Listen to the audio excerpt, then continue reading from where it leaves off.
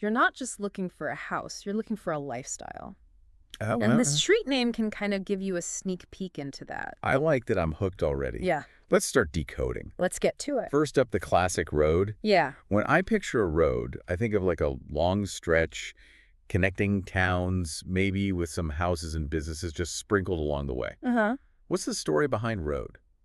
Well, you're spot on with that image. Road comes from Old English, and it literally means a way for riding or traveling. Okay. So it was all about connecting places, and that often meant a mix of like residential and commercial activity popping up along the way. Makes sense. So road is about getting from point A to point B and maybe encountering some interesting things along the way. Right. What about street? I feel like street has a different vibe. Definitely does think of your classic Main Street. Yeah. The heart of a town full of shops and people bustling about. Street comes from the Old English word for paved way. Oh, interesting. And that's a key difference. So road is about the journey, and street is about the destination, the paved heart of a town or a city. Yeah. Okay, that makes sense. Now let's up the fancy factor a little bit. Oh, yeah. We're talking avenues and boulevards. Okay. What makes them different from your average road or street? Well, avenue often suggests a grand, wide thoroughfare. Okay. Sometimes lined with impressive buildings or trees. Right. Think of like those iconic avenues in New York City. Oh, yeah. They're designed to impress. Yeah. Okay, so avenue is about making an entrance. And what about boulevard?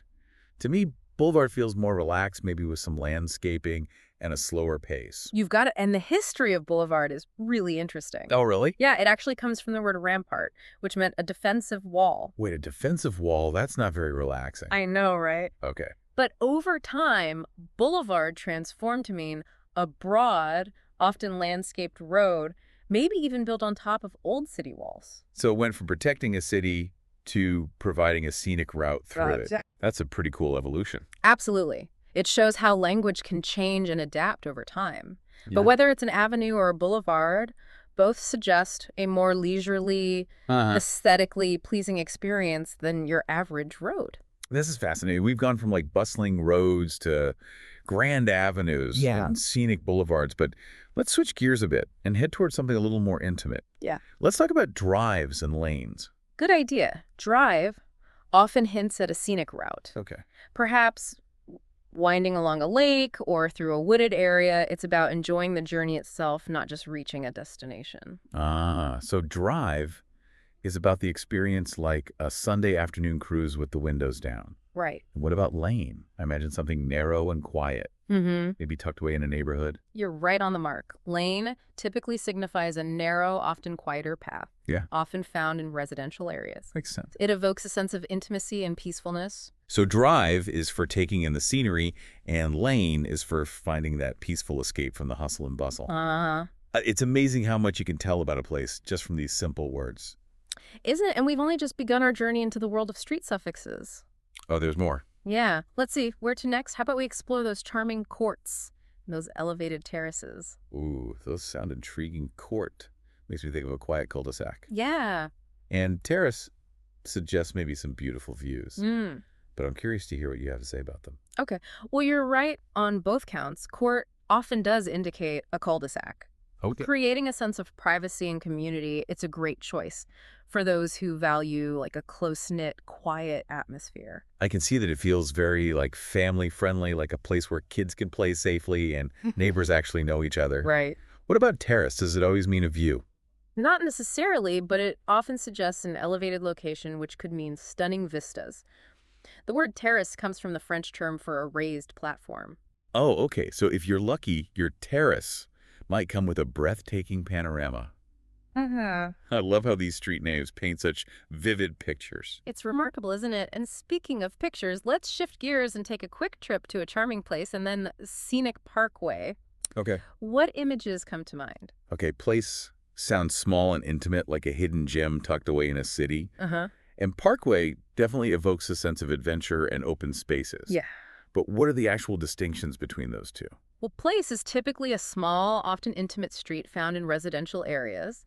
It has a low-key vibe, like a little pocket of calm within a larger area. So place is about finding that quiet corner where you can escape the hustle and bustle, and parkway is more about the journey, right? Exactly. Parkway signifies a road designed for scenic beauty, often running alongside parks or natural landscapes.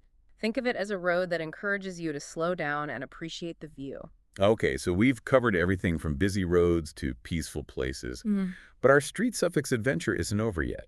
We still have a couple more to decode. Let's wrap things up with a spin around a circle and a venture onto a trail. Excellent choices. Circle typically indicates a loop road, Okay. a unique layout that encourages a sense of community. Circle makes me think of those neighborhoods where everyone's front porches face each other, perfect for those spontaneous chats with neighbors. And trail. It sounds adventurous, like it leads to somewhere off the beaten path. You're right again. Trail often represents a narrow, natural path winding through parks or hiking areas. Oh, The word itself evokes images of explorers forging new routes, doesn't it? it does. So circle is for those who crave a sense of community, and trail is for the adventurous souls who like to explore. This has been such a fun journey, and I've learned so much. Yeah. Who knew there was so much information hidden in those little street suffixes? It's amazing how much we take for granted, isn't it? But now that you know the secret language of streets, you can start decoding your surroundings like a pro. It's like having a superpower. And speaking of superpowers, let's bring our listeners into the conversation. Yes, we'd love to hear from you.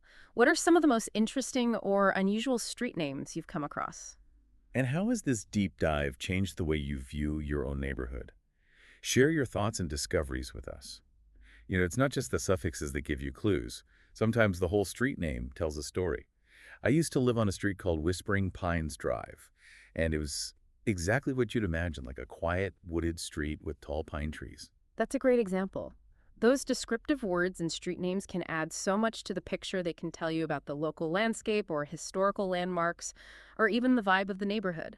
So if I see a street called Riverbend Lane, I can probably guess it's near a river and has a more peaceful, laid-back feel. Exactly. It's like a little puzzle.